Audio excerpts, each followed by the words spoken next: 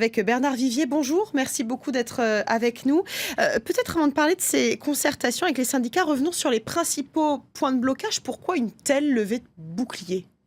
Parce que ce projet de loi, qui est relativement neuf dans notre pays, alors que d'autres pays ailleurs en Europe ont adopté les mêmes démarches, ce projet de loi essaye de concilier flexibilité pour les entreprises et sécurité pour les salariés. Et objectivement, quand on regarde le projet de loi, l'actuel projet de loi, beaucoup de dispositions donnent beaucoup de facilité aux entreprises, mais en contrepartie, nous sommes en France, attention, en contrepartie, les dispositifs de sécurisation pour les salariés ne sont pas au rendez-vous. Certains syndicats disent qu'il faut réformer le texte.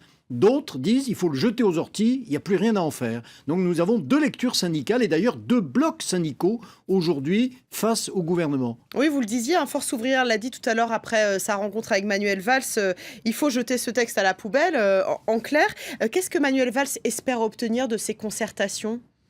Convaincre, il n'a peut-être pas suffisamment pris de temps auparavant pour mener, là encore nous sommes en France et le temps de la palabre est important, mais il n'a pas suffisamment pris ce temps. Arrivera-t-il à le faire alors que l'inquiétude grandit, que des pétitions se mettent en ligne, que les mouvements étudiants lycéens commencent à s'agiter, préparent une manifestation le 31 mars?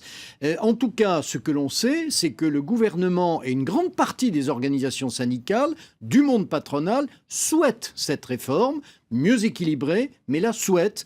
Et il faut dire aussi que les partenaires européens, les investisseurs étrangers également en France, considèrent que la France doit s'adapter et doit bouger, doit évoluer. C'est en tout cas tout le pari de Manuel Valls. Alors très rapidement, est-ce que la manifestation de mercredi peut mobiliser selon vous ?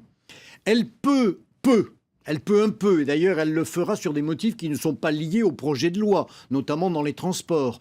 Les organisations syndicales qui sont vent debout contre la réforme envisagent une manifestation le 31 mars. Ce que l'on voit avec cette affaire-là, c'est que les organisations syndicales sont aujourd'hui un peu débordées par des formes nouvelles de manifestation.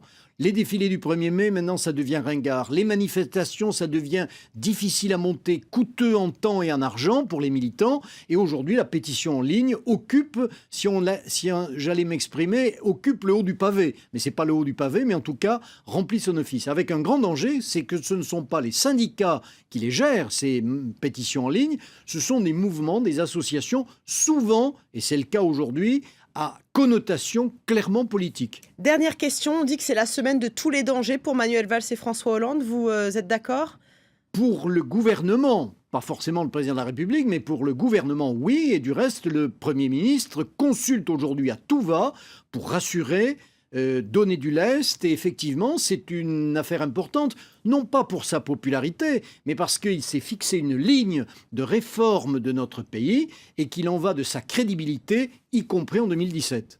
Merci beaucoup Bernard Vivier pour cette analyse en direct sur France 24. Merci à vous.